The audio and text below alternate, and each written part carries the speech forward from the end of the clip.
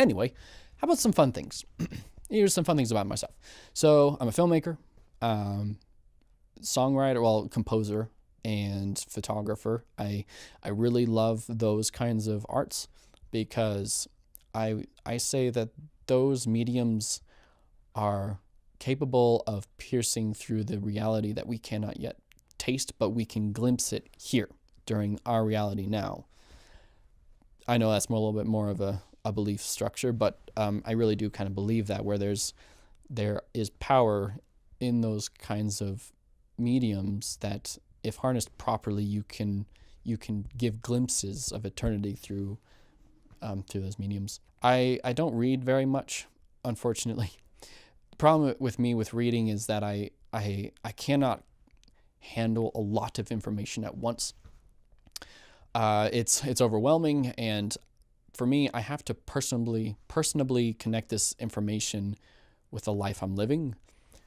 I need to understand the concept of it. I need to understand the whole rounding of it. When you say one word, it can throw me off, but people might say, it's just, one fact, one something, and like, I know that, but that's not what I'm having struggles with. So that's another thing that people might assume me as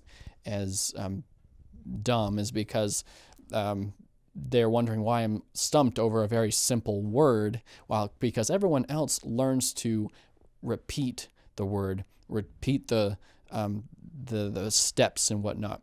But I'm not here to repeat steps. I'm not here to just say the word and be okay with it. I'm here to understand why that word, and then when you find out that there's a whole entire influence behind that word, or that, in either science or mathematics, why there's certain, like F equals ma. It's just such a simple little thing, but then when you start to see the whole working that came up to that one point and all the backing up behind it, then all of a sudden F equals ma has such a powerful meaning.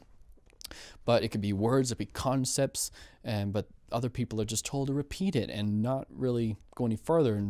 And so I'm never satisfied with that. I want to push on to find the deeper connections with it. How does this word connect with all these other connections that are conceptually supposedly together, and how does this paint the picture, and so it's very overwhelming. And so that's where it's very difficult for me to stay on track a lot, because I'll be reading, or I'll be trying to study, and then all of a sudden I make a video about being an INTP.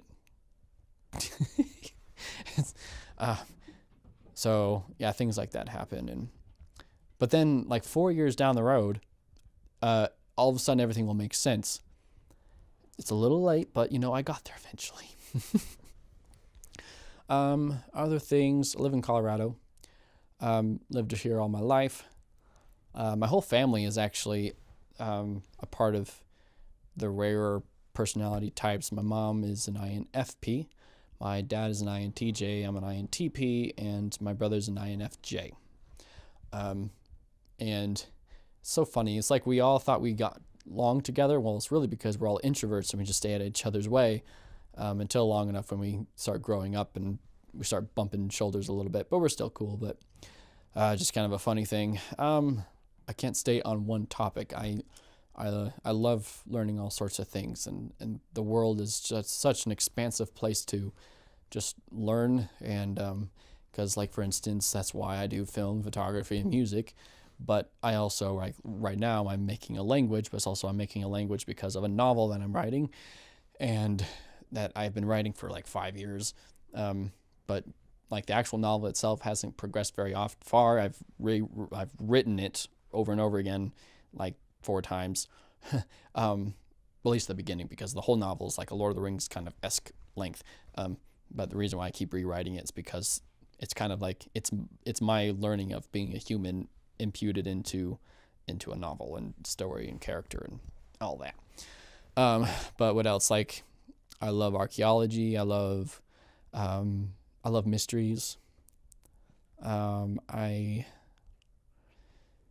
also like love learning little trinket things like calligraphy, how to do a backflip, how do I do a backflip on the ground. I guess kind of like those good, what do you do at a bar or parties kind of thing, even though I don't really go to bar parties because I'm by myself most of the time. But I used to love doing card tricks and like little magic things. Also, strange one, when I talk to people, I can never talk to them directly in the eye. I just cannot concentrate my thoughts. I mean, a camera is a little different. I've been looking around just to kind of like buzz my brain a bit. But when I look at somebody, I guess I feel everything when I see them. I guess a face, eyes. There's so much to harbor, so much to handle.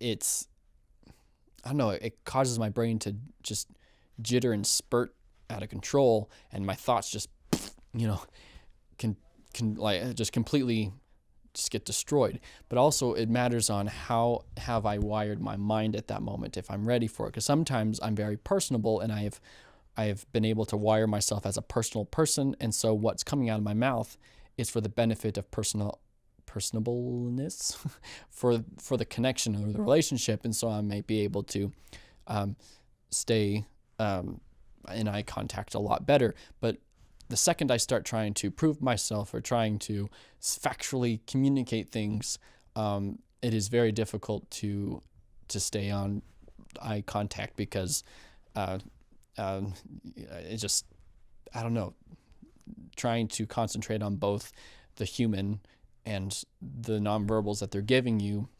And because like for me, I guess I can read a lot about a person just through how they look at me or just how they are and who they are as a person. And in the back of my mind, I'm like, wow, they're this kind of person. They've probably experienced these kind of things in their lives and could be hurting this way. I can see how a lot of problems they may be having, there could be a simple answer, but it's a lot of pain and struggle to actually get through that to begin with. And it gets a little depressing. Kind of sounds INFJ-ish, I guess, but and so it's very difficult to bring out the right words because half the time I never know what really I'm saying anyway. But I have a thought. I definitely have a thought. Let's see. Showers. I take 30-minute to an hour shower because I'm processing the world. That's like the best place to process the whole entire universe. I've saved world hunger and peace in the shower, but it never comes out of the shower. I would definitely say like when I am by myself, I verbally say things far better, like clearly. I can actually articulate things. The streamline of thought is far more imperial, whatever the word is. Better than what I can do when I'm talking to people. I wear dark clothing most of the time. As you can see, I'm actually wearing all gray today, except my socks. Oh, nope, that's gray too. Shoot. That's hilarious. Oh, there's a little white and yellow. Yep. Can you see the yellow? Nah, you can't see the yellow. Oh, yes, you can. Ready? There it is. Yellow. That's another. So I don't really respect personal boundaries very often. Well, excuse me, I do. The human expectation of how you're supposed to behave as an individual, I think I've finally got to a point where I'm just exhausted of it.